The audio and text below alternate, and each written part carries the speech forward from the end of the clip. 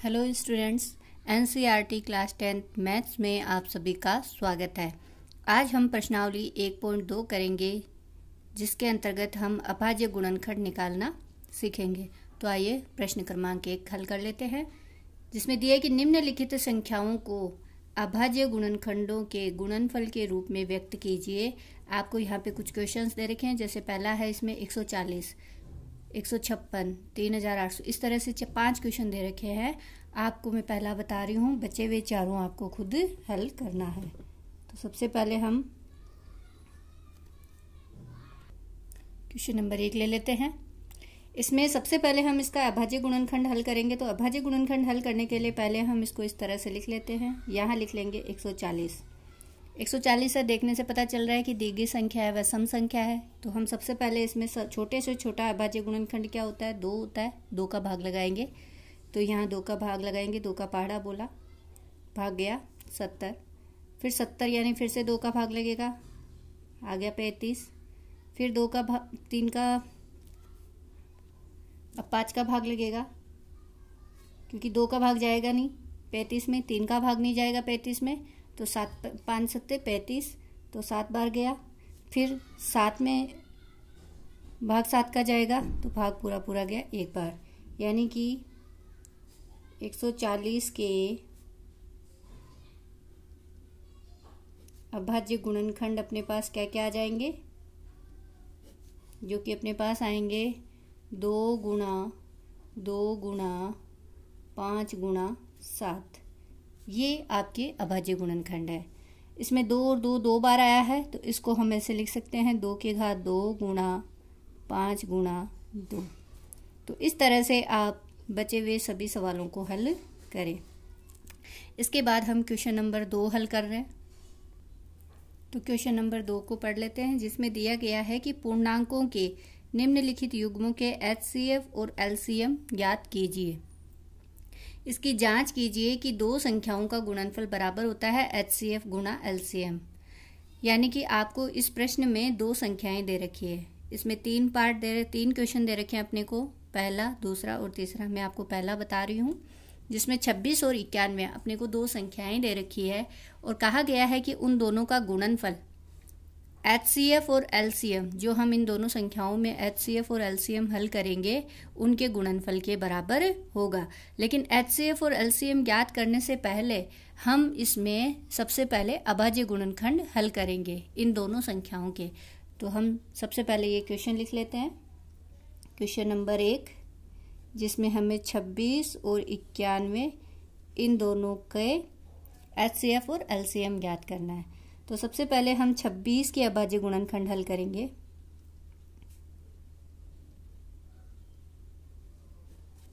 26 के अभाज्य गुणनखंड, और इसी तरह से हम ज्ञात करेंगे 91 के अभाज्य गुणनखंड। इन दोनों के अलग अलग हम अभाज्य गुणनखंड ज्ञात कर लेंगे। इसको हम रफ कार्य में हल करेंगे। तो सबसे पहले जैसे 26 है, 26 के अभाज्य गुणनखंड हल करेंगे, तो वही सबसे पहले सम संख्या है, 2 का भाग जाएगा, 2 एकम 2, 2 तिया 6। अब 13 खुद एक अभाज्य संख्या है, इसलिए 13 का भाग 13 में ही जाएगा, भाग गया 1 बार। यानी कि 26 के अभाज्य गुणनखंड अपने पास में आ गए 2 गुणा 13। सिमिलरली हम 91 के अभाज्य गुणनखंड करेंगे। तो 91 में 7, देखो 2 का भाग नहीं जा रहा, 3 का नहीं जा रहा, 4 5 6 तक नहीं जा रहा है, तो 7 का भाग लगाएंगे, 7 एकम 7, 7 तिया 21। फिर पूरा वापस 13 का भाग जा रहा है, 13 एकम 13, यानी 91 के अभाज्य गुणनखंड अपने पास आ जाएंगे 7 गुणा 13। तो सबसे पहले हम इस तरह से इनके अभाज्य गुणनखंड ज्ञात कर लेंगे। अभाज्य गुणनखंड ज्ञात करने के बाद में अब हम इनके HCF ज्ञात करेंगे। तो 26 और 91 का LCM को हम लेसर भी लिखेंगे, लघुत्तम समापवर्तक। और 26 और 91 का HCF को हम महत्तम समापवर्तक भी लिख सकते हैं, MS और LS। अब बात आती है कि MS और LS क्या है। तो देखो ये आप बहुत ही ध्यान से समझेंगे ताकि क्या है कि इससे आगे आने वाले सवालों में आप लघुत्तम समापवर्तक और महत्तम समापवर्तक इजीली हल कर पाए।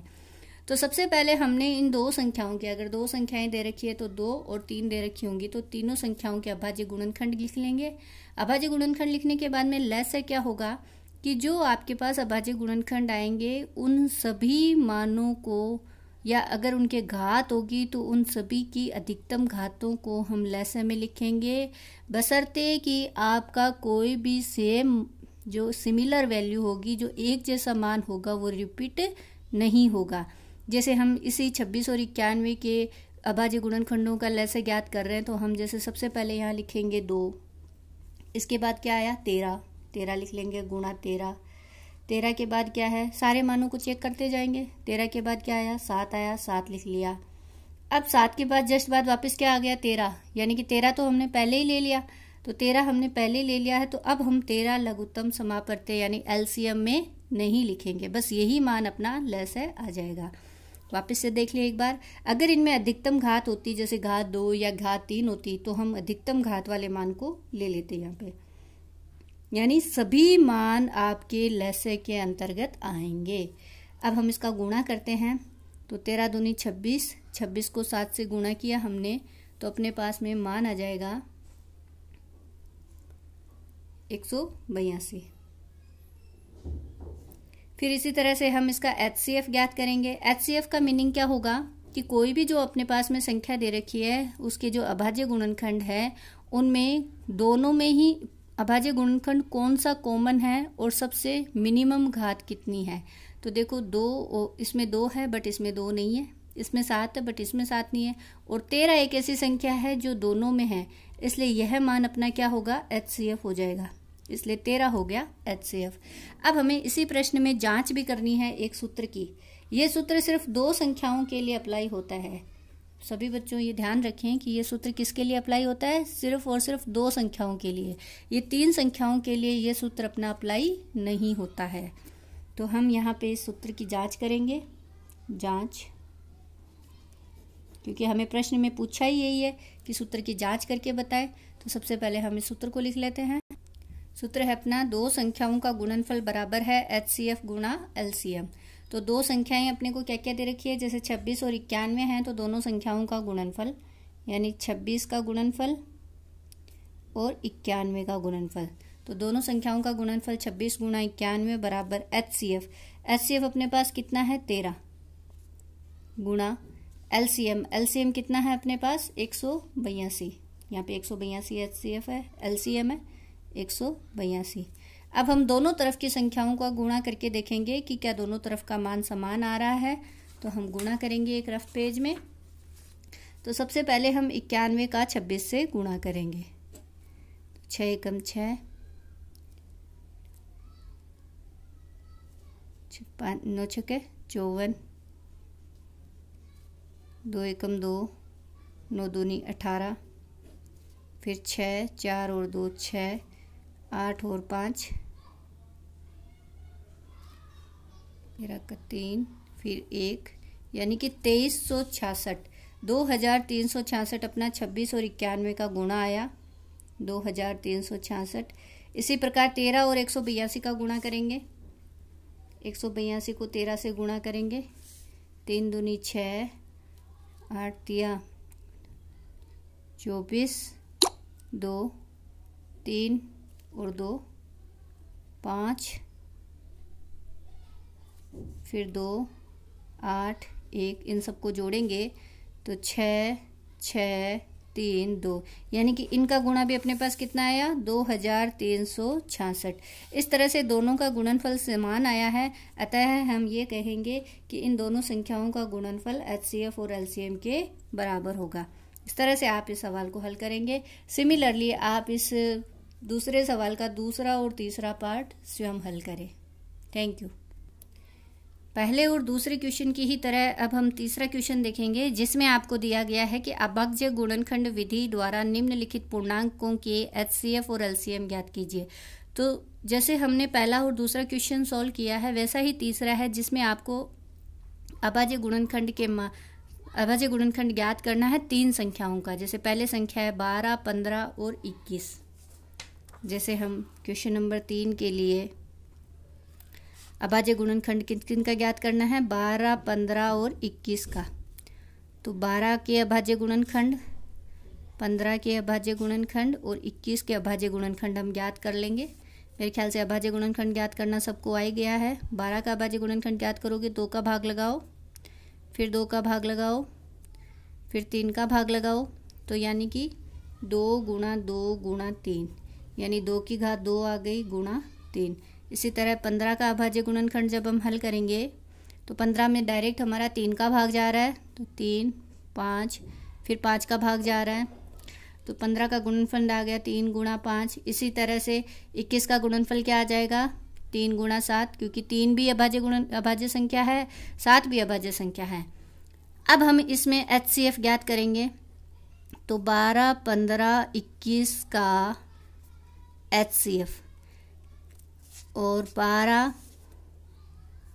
15, 21 का LCM क्या आ जाएगा। देखो सबसे पहले जैसे हमने HCF ज्ञात किया, HCF में मैंने आपको बताया था कि जो तीनों में ही कॉमन होगा वो मान आपका HCF होगा, जो तीनों में उभयनिष्ठ होगा। तो देखो इसमें 2 है बट इसमें नहीं है, इसमें नहीं है, इसलिए 2 हम नहीं लेना है हमें।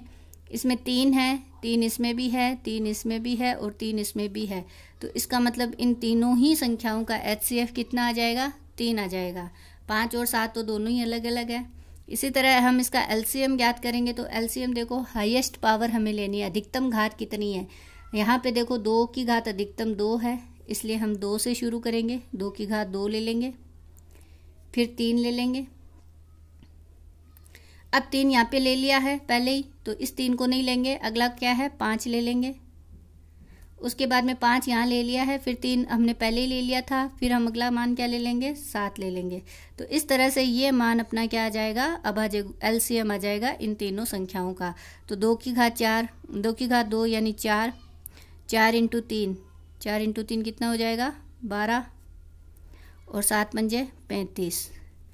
तो 12 को 35 से मल्टीप्लाई करेंगे तो अपने पास मान आ जाएगा 10 हासिल की 1, 3 और 2 6 और 1 7 गुणा 5 और 3। तो आंसर अपने पास आ गया 0 और 7 और 5